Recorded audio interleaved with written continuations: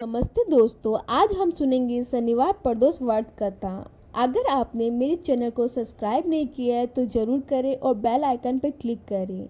गर्ग आचार्य जी ने कहा, हे महामते, आपने शिव शंकर प्रसन्नता हेतु समस्त प्रदोष व्रत का वर्णन किया है। अब हम शनि प्रदोष विधि सुनने की इच्छा रखते हैं, सो कृपया करके सुनाइए। तब सूत जी बोलते हैं, हे ऋषि, निश्चित रूप से आपका शिव पार्वती के चरणों में अत्यंत प्रेम है।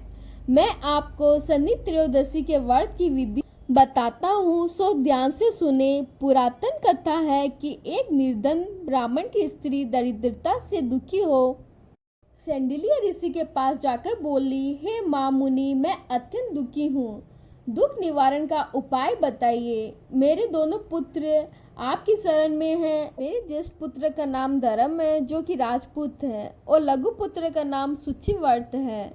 आते हम दरिद्र हैं, आप ही हमारा उद्धार कर सकते हैं। इतनी बात सुन ऋषि ने शिव प्रदोष व्रत करने के लिए कहा। तीनों प्राणी प्रदोष व्रत करने लगे। कुछ समय पश्चात प्रदोष व्रत आया। तब तीनों ने व्रत का संकल्प लिया। छोटा लड़का, जिसका नाम सुचिव्रत था, एक तालाब पर स्नान करने को गया तो उसे मार्ग में स्वर्ण कलश दंत से भरपूर मिला। उसको लेकर वह घर आया। प्रसन्न हो माता से कहा कि हे माता, ये धन मार्ग से प्राप्त हुआ है। माता ने धन देखकर शिव महिमा का वर्णन किया।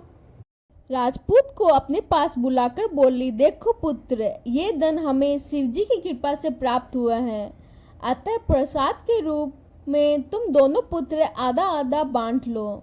माता का वचन सुनकर राजपूत ने शिव पार्वती की आराधना किया और बोला, पूजनीय, ये धन आपके पुत्र का ही है, मैं इसका अधिकारी नहीं हूँ।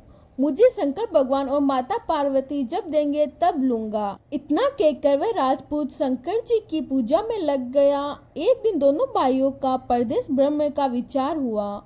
वहाँ उन्होंने अनेक गंधर्व कन्याओं को कीड़ा करते हुए देखा। उन्हें देखकर सुचिव्रत ने कहा, भैया, अब हमें इनसे आगे नहीं जाना है। इतना कहकर सुचिव्रत उसी स्थान पर बैठ गया, परंतु राजपूत अकेले ही स्त्रियों के बीच में जा पहुंचा। वहां एक स्त्री अति सुंदर राजकुमार को देखकर मोहित हो गई और राजपूत के पास पहुंचकर कहने लगी कि हे सखियों, इस वन में समीप ही दूसरा वन है, तुम वहां जाकर देखकर आओ। मैं यहाँ बैठी हूँ, मेरे पैर में बहुत पीड़ा है। ये सुन सब सखियां दूसरे वन में चली गई। वह अकेले ही सुंदर राजकुमार की ओर देखती रही। इधर राजकुमार भी कामुक दृष्टि से निहारने लगा। युवती बोली, आप कहाँ रहते हैं? वन में कैसे पधारे? किस राजा के पुत्र है? क्या नाम है? राजकुमार बोला, मैं विदर्भ नरेश का पुत्र हूँ, आप अपना परिचय दे। युवती बोली, मैं विद्रविक नामक गंधर्व की पुत्री हूँ, मेरा नाम अंशुमती है। मैंने आपकी मन स्थिति को जान लिया है कि आप मुझ पर मोहित है। विधाता ने हमारा तुम्हारा सहयोग मिलाया है। युवती ने मोतियों का हार राजकुमार के गले में डाल दिया।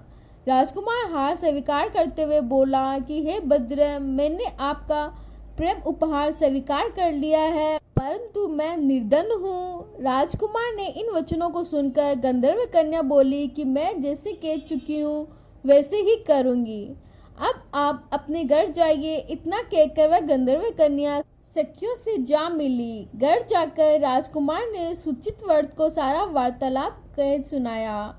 जब तीसरा दिन आया, वह राजपूत सुचिव्रत को लेकर उसी वन में जा पहुंचा।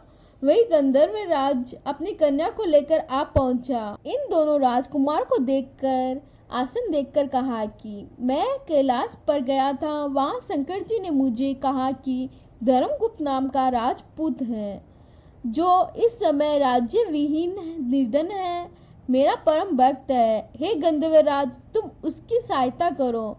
मैं महादेव जी की आज्ञा से इस कन्या को आपके पास लाया हूँ, आप इसका निर्वहन करें। मैं आपकी सहायता कर आपको राजगद्दी पर बिठा दूंगा। इस प्रकार गंधर्वराज ने कन्या का विधिवत विवाह कर दिया। विशेष धन और सुंदर गंधर्व कन्या को पाकर राजपूत अति प्रसन्न हुआ। भगवत कृपा से वह समय उपरांत अपने शत्रुओं को दमन करके राज्य को सुख भोगने लगा। ओम नमः शिवाय। बोलो हर हर महादेव।